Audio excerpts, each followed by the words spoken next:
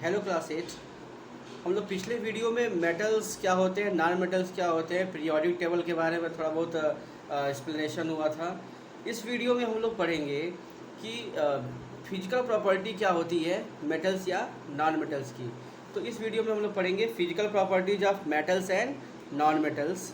ठीक है, तो हम लोग शुरू करते हैं फिजिकल प्रॉपर्टीज ऑफ मेटल्स और नॉन मेटल्स।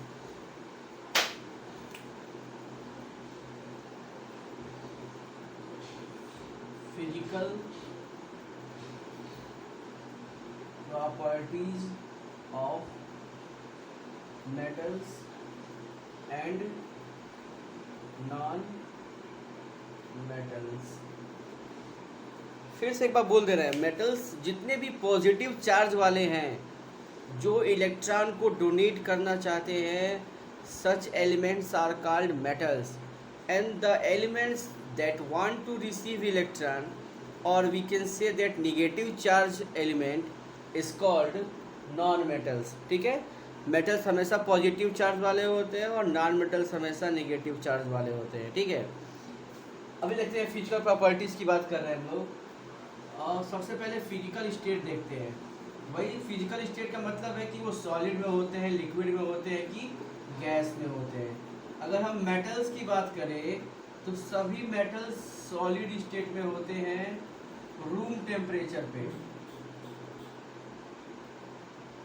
जैसे अगर हम अभी की बात करें तो अभी का रूम टेम्परेचर अगर 37-38 है, रूम टेम्परेचर का मतलब ये नहीं कि 37-38, पूरे वर्ल्ड का एक एवरेज रूम टेम्परेचर माना गया है and that is ranges from 21 to 25 degree Celsius. तो रूम टेम्परेचर पूरे वर्ल्ड का एक एवरेज लिया गया है, वो 25 ही है। ठीक है, बुक में 21-23 लिखा है, लेकिन एवरेज रूम टेम्परेचर पूरे वर्ल्ड का देखा जाए तो कितना होता है 25। तो अगर रूम टेम्परेचर की बात करें तो ये नहीं मत दिमाग में लाना कि 40-45 अगर रूम टेम्परेचर हो रहा है तो हम उस पर बात कर रहे हैं, क्योंकि कुछ और मेटल्स जो हो हैं वो 35 पे लिक्विड स्टेट में आ जाते हैं। जैसे गैलियम है तो वो भी लिक्विड में आ जाता है 35 पे। इस समय तो गैलियम भी लिक्विड में ही होगा, 38 और टेम्परेचर चल रहा है उससे ज़्यादा ही है। ठीक है, तो यानी कि हम जब रूम टेम्परेचर की बोलेंगे साइंस में तो हम उस पूरे वर्ल्ड का एवरेज रूम टेम्परेचर की बात कर रहे हैं, न कि इस समय जो हमारे रूम का टेम्परेचर है। ठीक है, तो मेटल्स जो है रूम टेम्परेचर पे क्या होते हैं, सॉलिड। एक्सेप्शन है एक, मरकरी एक मेटल है जो थर्मामीटर में भरा होता है, लिक्विड फॉर्म में होता है वो हमेशा। ठीक है, metals are generally found in solid state at room temperature except mercury. Mercury का सिंबल Hg बोलते हैं, इंग्लिश में लिखते हैं मरकरी। और इस Hg जो इसका है नेम, वो लैटिन नेम है, इसका है हाइड्रेगाइनियम। हाइड्रेगैनियम तो इससे लिया गया है, ये मरकरी है। ठीक है, Hg सिंबल है Hg और नाम है मरकरी। तो कभी कभी बच्चों से पूछते हैं हम कि मरकरी का सिंबल क्या होगा, तो बोलते हैं Mg, मरकरी से एम ले लेते हैं। तो मरकरी नाम है लेकिन सिंबल क्या है उसका, Hg। नॉन मेटल्स की बात करें तो नॉन मेटल्स तीनों स्टेट में मिलते हैं, सॉलिड में भी, लिक्विड में भी और गैस में भी। Non metals found in all states.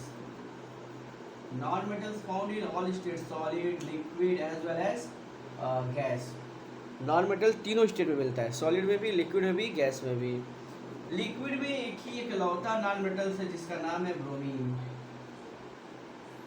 Metal में इकलौता मेटल है रूम टेम्परेचर पे, जैसे मरकरी है जो लिक्विड में पाया जाता है, लिक्विड स्टेट में। ठीक है, ऐसे ही नॉन मेटल में इकलौता लिक्विड स्टेट में पाया जाने वाला नॉन मेटल क्या है, ब्रोमीन। सिंबल क्या होता है ब्रोमीन का, B और R। ब्रोमीन लिक्विड स्टेट में होता है, ये एक नॉन मेटल है। ठीक है, तो फिजिकल स्टेट पे अगर तुमको बोलना हो, किसी को बताना हो मेटल्स के फिजिकल, नॉन मेटल्स और मेटल्स के फिजिकल प्रॉपर्टी के बारे में, फिजिकल स्टेट के बारे में, तो हम बोल सकते हैं कि metals are generally found in solid states exception at room temperature, exception mercury that is found in liquid state at room temperature. When we talk about non-metals are found in all states, solid, liquid as well as gas. The only non-metal that is found in liquid state is bromine. ठीक है, symbol होता है इसका B और R, capital B small R, bromine. ठीक है, बाकी gas state में होते हैं. कोई भी मेटल में हम नहीं लिखे हैं कि वो गैस स्टेट में मिलता है. तो no one metal is found in gaseous state. ठीक है, non metals are found in gaseous state such as oxygen. Oxygen gas जो है वो क्या है, नॉन मेटल. इसी तरीके से नाइट्रोजन, वो भी क्या है, non metal. Fluorine, chlorine, bromine, ये भी, ब्रोमीन तो लिक्विड है, फ्लोरीन, क्लोरीन, ये जो गैस है ये भी क्या है, नॉन मेटल्स है. ठीक है, ये हो गया फिजिकल स्टेट के बारे में. ठीक है, अब है दूसरा प्रॉपर्टी बुक में दिया है लस्टर. लस्टर समझते हैं, हर एक मेटल का अपना एक नेचुरल साइनिंग प्रॉपर्टी होता है, कुछ साइन करता है. ठीक है, लस्टर. लस्टर का सिंपल मीनिंग होता है साइनिंग. ठीक है, ऑल मेटल्स आर लस्टरस. ठीक है, जितने भी मेटल्स होते हैं सब क्या होते हैं, लस्टरस होते हैं. दे हैव साइनिंग अपीयरेंस, वो साइन करते हैं. ठीक है, तो कुछ मतलब इसमें अगर पढ़ा जाए बुक से अगर, तो सुनना. Metals have lustre that is the ability to shine and reflect light. कोई भी चीज़ जो लाइट को रिफ्लेक्ट करेगा ना, वो साइन करता है. ठीक है, तो मेटल्स जो होते हैं वो लाइट को रिफ्लेक्ट करते हैं, that is why they have shiny appearance. फिर है, मेटल्स को हम पॉलिश कर सकते हैं. For example gold, silver, platinum are used for making jewellery. हम उसको ज्वेलरी बनाने के लिए यूज़ करते हैं, गोल्ड को, सिल्वर को और प्लेटिनम को. Almost all non metals lack lustre. तो ये मेटल्स के बारे में हो गया. ठीक है, अभी बात हुआ गोल्ड का, तो गोल्ड का सिंबल क्या होता है, तो AU. सिल्वर का बात हुआ, सिल्वर का सिंबल क्या होता है, AG. प्लेटिनम यानी कि P और T. ये मेटल्स है और इसको हम ज्वेलरी बनाने के लिए यूज़ करते हैं. अगर पूछे why gold, silver, platinum are used to used for making jewelleries, तो हम बोलेंगे because these are lustrous metals, lustrous element. ये एक लस्टरस है, साइनिंग प्रॉपर्टी है. कोई हम लोग ऐसा ही कोई चीज़ पहनते हैं जो थोड़ा साइन करे, तो हम लोग नहीं, मतलब जो भी पहनता है, तो ये हम लोग जो भी पहनता है गोल्ड, सिल्वर, प्लेटिनम ऑर्नामेंट्स, वो किस प्रॉपर्टी में पहनता है कि वो चीज़ साइन करता है. और दूसरा चीज़, उसमें खूब अच्छे से पतले पतले डिजाइन पड़ जाते हैं, तो वो एक और प्रॉपर्टी की वजह से होता है. अभी जब आएगा तो हम उससे बताएंगे. ठीक है, तो अभी लस्टरस प्रॉपर्टी होता है इनके अंदर, उसी वजह से इसको हम लोग ज्वेलरी बनाने में क्या करते हैं, यूज़ करते हैं. रही बात नॉन मेटल्स की, तो non metals are dull in appearance. Non metals dull होते हैं, या हम नॉन लस्टरस बोल सकते हैं, नॉन लस्टरस.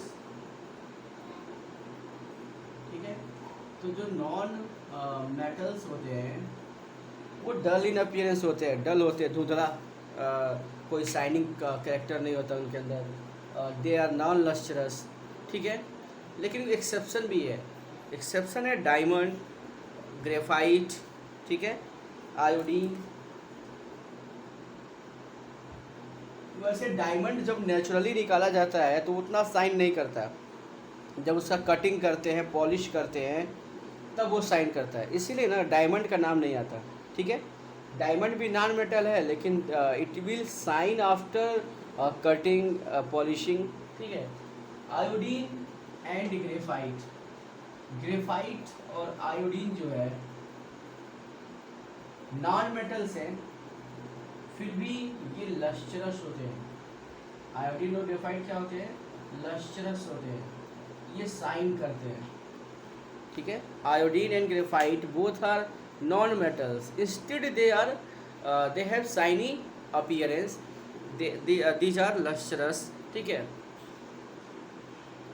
तो ये हो गया लस्टरस प्रॉपर्टी के बारे में.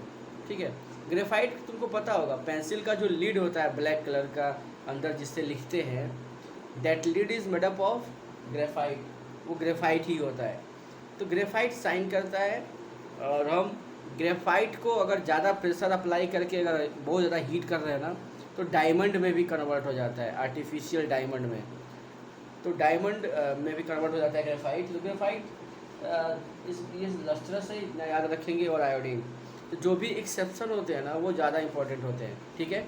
Name the non metals that है, ऐसे क्वेश्चन बना दे। Generally non metals are dull in appearance except these non metals.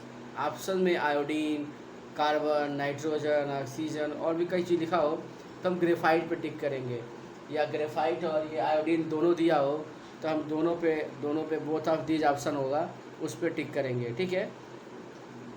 अब है हार्डनेस। अगर हम हार्डनेस की बात करें मेटल्स और नॉन मेटल्स के रिस्पेक्ट में,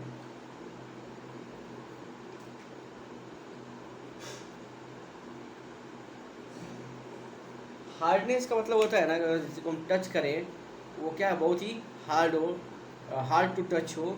तो metals are generally hard, metals are generally hard. इसमें भी एक्सेप्शन है, कुछ मेटल सॉफ्ट भी होते हैं।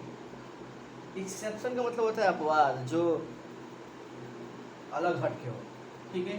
तो जैसे कि सोडियम, सोडियम का सिंबल क्या होता है, Na। पोटेशियम सिंबल क्या होता है, K। तो metals are generally hard except sodium, potassium, ठीक है।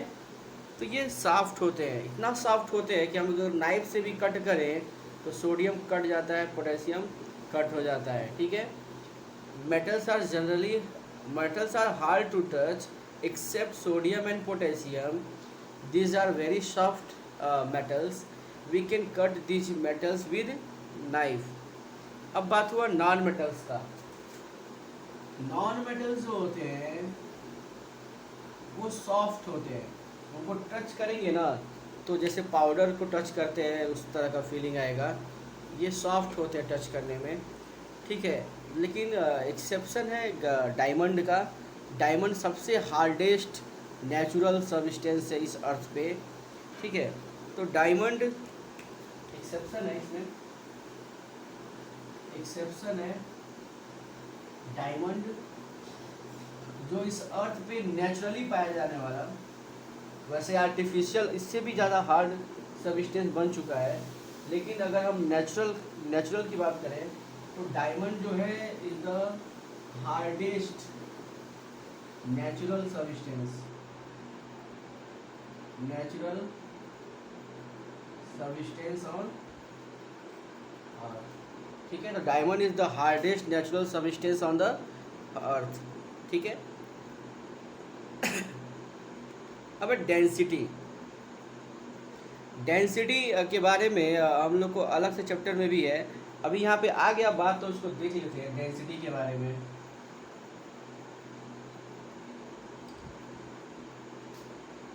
हम लोग क्लास 4, 5 या किसी क्लास में पढ़े हुए 6 में सॉलिड में जो पार्टिकल्स होते हैं वो बहुत ही पास होते हैं।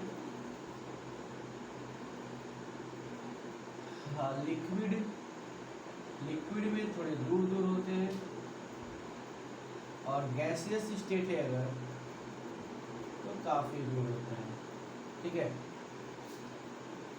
मेटल्स सॉरी, अगर सॉलिड में है तो पास पार्टिकल्स हैं, लिक्विड में दूर है, और गैस में और दूर है। डेंस का सिंपल हिंदी होता है घना। घना मतलब बहुत ज़्यादा चीज़ें मिलती हो एक जगह पे, ठीक है। अगर हम बात कर एक एग्जांपल ले कि कोई शहर है जिसमें 1000 लोग रह रहे हैं, और एक शहर है जिसमें 50 लाख लोग रह रहे हैं, ठीक है। तो कौन सा घनी आबादी वाला क्षेत्र है, मतलब घना क्षेत्र है, तो हम बोलेंगे क्या कहते हैं जिसके बारे में बताया 50 लाख लोग रहते हैं। तो 50 लाख लोग रहेंगे तो एकदम पास रहेंगे, ठीक है। और जहाँ पे केवल 1000 है उतनी बड़ी एरिया में, जितना बड़ा ये वाला शहर था उतना बड़ा वो भी शहर है, और उसमें केवल 1000 लोग रह रहे हैं, तो दूर आराम से एक घर लेके रहेंगे, ठीक है। तो डेंसिटी डेंस वर्ड से ही बना है, ठीक है। अब अगर हम मान लें कि ये सारा एरिया, ये जो वॉल्यूम है ये बराबर है, तो इस वॉल्यूम में अगर देखा जाए कौन सबसे घनी आबादी वाला है, सबसे घनी आबादी वाला ये दिख रहा है, बहुत पास पास लोग हैं, इसमें दूर दूर है, इसमें और दूर दूर है, तो डेंसिटी इसका ज़्यादा होगा, इसका कम होगा, इससे कम होगा, और इसकी डेंसिटी तो इससे भी क्या होगी, सबसे कम होगी डेंसिटी। डेंसिटी जो है इसको निकालते हैं मास अपॉन वॉल्यूम फार्मूले से, ठीक है। हम इसका वेट कर लें और इसको मास निकाल लें और इसके वॉल्यूम से इसको डिवाइड कर दें तो डेंसिटी पता चल जाता है। अब जितने ज़्यादा पार्टिकल होंगे उतना ही ज़्यादा मास होगा, मास ज़्यादा तो डेंसिटी ज़्यादा, पार्टिकल कम है मास कम होगा तो इसकी डेंसिटी कम होगी, इसमें पार्टिकल तो और भी कम है तो इसकी डेंसिटी और भी क्या होगी, कम होगी, क्योंकि डेंसिटी का फार्मूला होता है D=m/v, where m mass KG में चाहे ग्राम में जो भी है, और v होता है वॉल्यूम। वॉल्यूम तुमको पता होगा, length into breadth into height, जब तीनों को मल्टीप्लाई करते हैं तो वॉल्यूम निकलता है। अगर केवल L इंटू वी करते हैं, लेंथ इंटू ब्रेथ, तो एरिया निकलता है, ठीक है। अगर हाइट को भी मल्टीप्लाई करते हैं तो क्या निकल जाएगा, वॉल्यूम। अभी हम जिस रूम में पढ़ा रहे हैं या तुम जिस रूम में बैठे हुए हो उसकी एरिया की बात करें तो तुम बस फर्श का एक लेंथ और एक फर्श का मतलब जो ब्रेथ है, लेंथ और ब्रेथ को अगर मेजर कर लो, मल्टीप्लाई कर दो तो एरिया निकल जाएगा। लेकिन तुम नीचे फर्श से लेकर छत तक की हाइट भी कैलकुलेट करके तीनों को मल्टीप्लाई कर दो तो तुमको अपने इस पूरे कमरे का जिस रूम में बैठे हो उसका वॉल्यूम निकल जाएगा, ठीक है। तो मास को वॉल्यूम से डिवाइड कर देंगे तो हमको क्या मिलेगा, डेंसिटी। तो मेटल की डेंसिटी हमेशा ज़्यादा होती है क्योंकि मेटल हमेशा सॉलिड में मिलते हैं, एक्सेप्शन वही है मरकरी जो कि लिक्विड में मिलता है। और नॉन मेटल्स की बात करें तो कुछ सॉलिड में है, कुछ लिक्विड में है, एक लिक्विड में है और बहुत सारे गैस में भी हैं।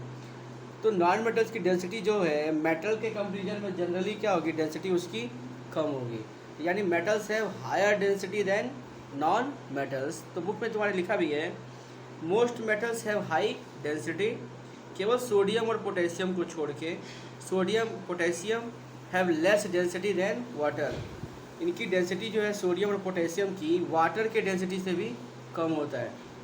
All other metals are denser than water, और जो दूसरे मेटल्स होते हैं वो वाटर से ज़्यादा डेंस होते हैं, ठीक है। नॉन मेटल्स की डेंसिटी जो है मेटल्स के कंपेरिजन में क्या होती है, कम होती है, ठीक है। तो सोडियम पोटेशियम जो एक्सेप्शन है उसको याद रखना, ऐसा कोई भी चीज़ जिसकी डेंसिटी वाटर की डेंसिटी से कम हो वो आराम से पानी के ऊपर तैरता है। अगर इसकी डेंसिटी ज़्यादा हो पानी की डेंसिटी से अगर इसकी डेंसिटी ज़्यादा है तो ये पानी के अंदर डूब जाएगा, ठीक है।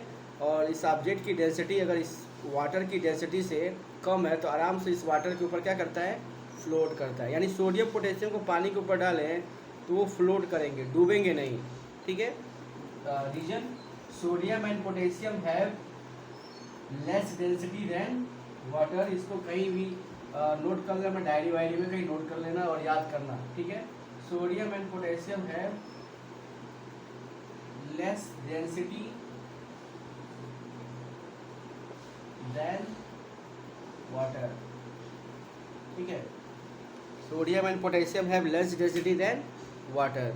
तो आज के वीडियो में मेटल की इतनी प्रॉपर्टी पढ़ते हैं, आगे फिजिकल प्रॉपर्टी और भी है उनको हम लोग नेक्स्ट वीडियो में पढ़ेंगे, ठीक है। जैसे कलर के बारे में दिया हुआ है बुक में, मेलिएबिलिटी है, डक्टिलिटी है, थर्मल कंडक्टिविटी है, इलेक्ट्रिकल कंडक्टिविटी है, सोनोरिटी है। तो नेक्स्ट वीडियो में हम दूसरे प्रॉपर्टीज़ के बारे में डिटेल में स्टडी करेंगे।